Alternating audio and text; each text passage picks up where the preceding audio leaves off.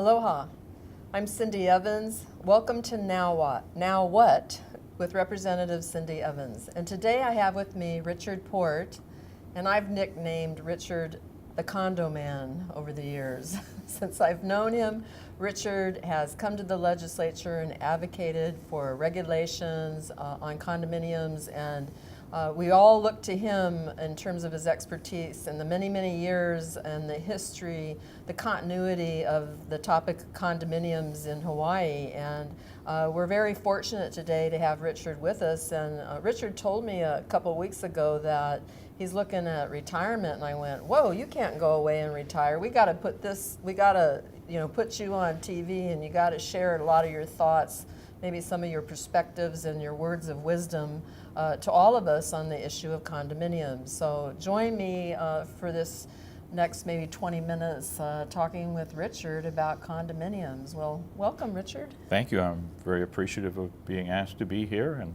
I thank you for all the help that you've given to not only to condo owners, but to all of the constituents in your district on the neighbor islands. I appreciate that. Thank you.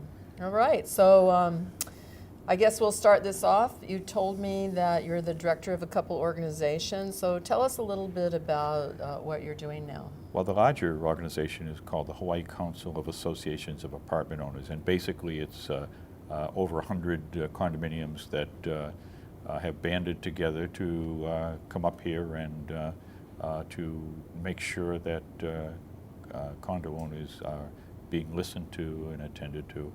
And then I'm also the legislative chair of a smaller organization of individual condominium owners.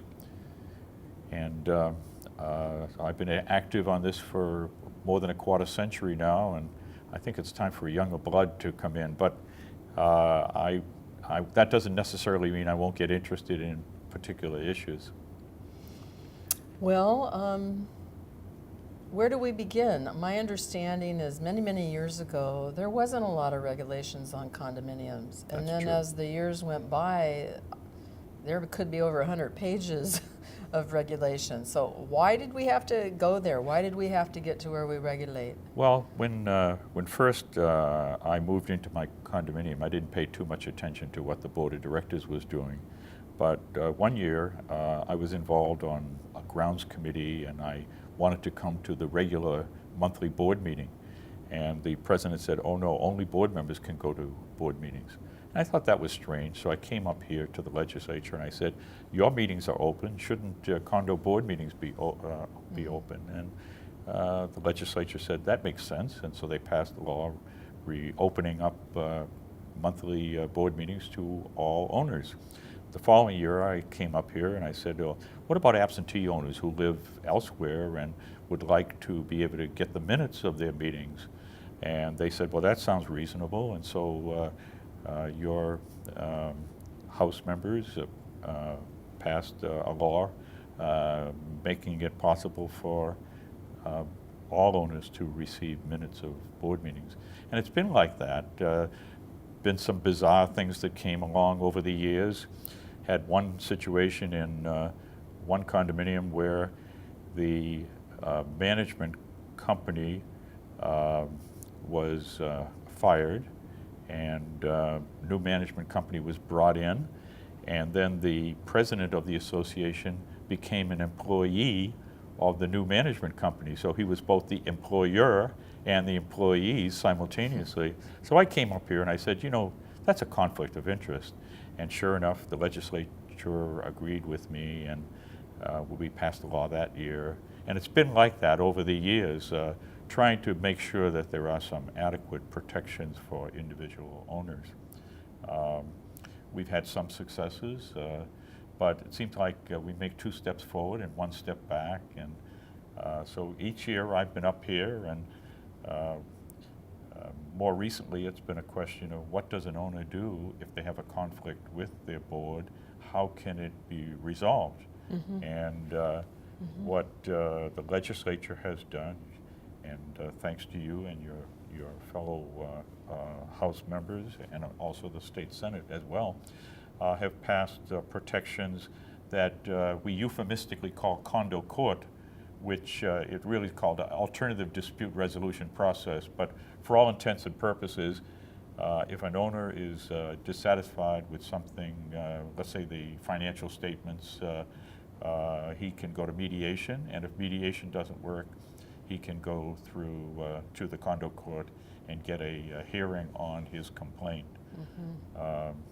But we haven't cured all the problems. We had one this year where we had a board member who was denied, who was asked to vote for next year's budget, but was denied access to the employees' salaries. Now these are his employees, but he wasn't able to be to get the salaries of the employees. So that one right now is working its way, wending its way to condo court. But thank goodness some good things happen, and then there's the whole leasehold issue that we can talk about. Oh, yes. And this goes back to just about the time I came to Hawaii, 1967. At that time, the leasehold conversion law was passed for single-family owners so that they could purchase the land under their homes.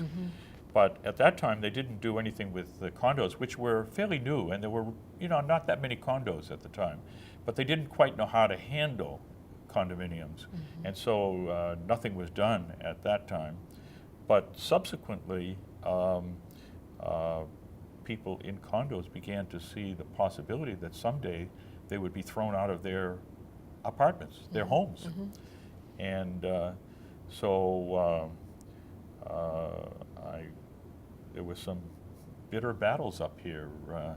I remember that Governor Wai'he, who is Hawaiian, of course, came to try to see if he could work something out with the, when he was governor, try to work something out with the legislature, and was not able to do that. However, on Oahu, because there were so many condominiums here, and a lot of them were basically the one home. They weren't timeshare, or they were basically homes of individual condos. So the owners went to the city council, and they were able to get the city council in a very close vote. It seems to me it was 5-4, I believe. Were able to get the city council to pass a law enabling them to enabling owners to purchase at fair market value to purchase their homes. But unfortunately, that only lasted for 6 or 7 years, I believe, and then a new city council came in and voided that agreement.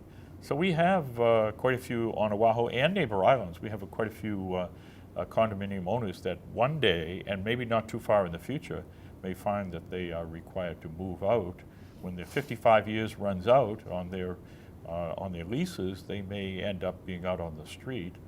And well, I have to say from personal experience, I was considering buying a condo, and there was a leasehold. So when we wrote up the offer to buy it, we actually wrote up an offer to buy the leasehold too, which was controlled, obviously, from someone different than the condo owner. And the response we got back was, no, we're not going to sell the leasehold. And I'm like going to myself, well, how in the world could you ever sell your condo given that situation? And so it really puts not only, let's say they lived there for 30 years on a leasehold, well, maybe that makes sense because maybe they paid less to purchase it. But if some circumstance comes around, they want to sell it, now you're in a bind because you may have very few years left on the leasehold, and the person who holds the leasehold says, there's no way I'm going to sell it. And the other thing that really struck me is it was a condominium I was looking at here in Honolulu, and the leasehold rent was around $128 a month.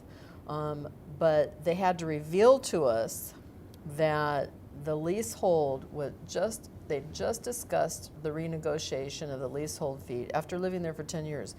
That monthly leasehold rent was going to $780 a month.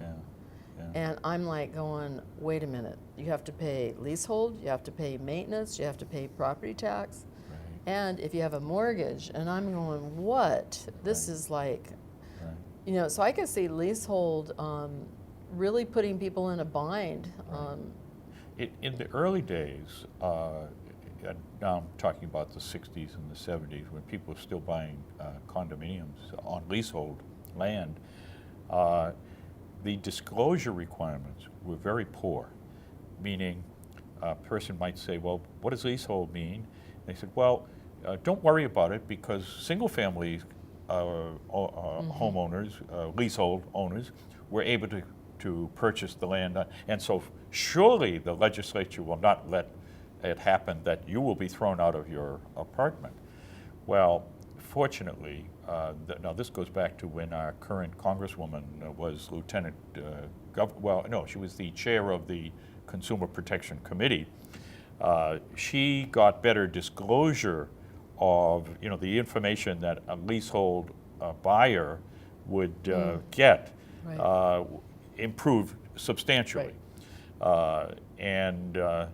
It became, people began to really realize that what they were buying was something less than full ownership of their apartment.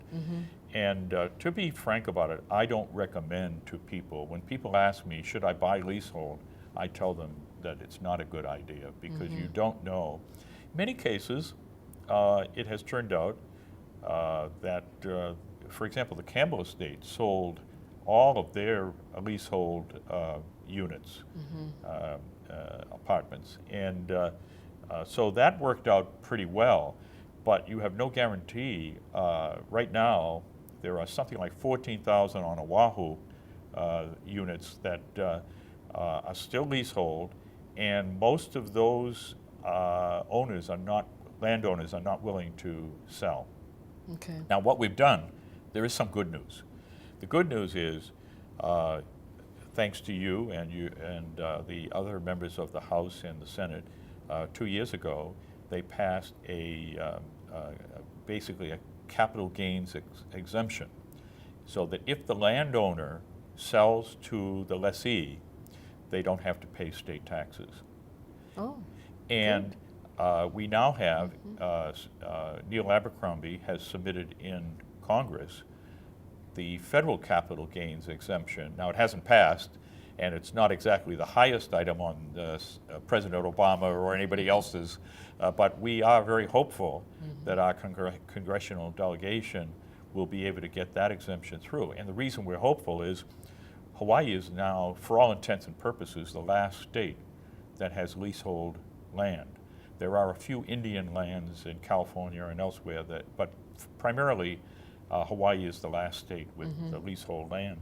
And so the cost to the federal government of a tax exemption for remaining lessees, for landowners rather, would be relatively small. So the impact is not something that is likely to have a lot of congressional Senate and House members to oppose. So we're hopeful that in the next year or two, we can, we have a Democratic majority there in Congress. We're hopeful we can get that passed. And I can tell you that if we have both the exemption state taxes, exemption federal taxes, landowners will be more willing to sell.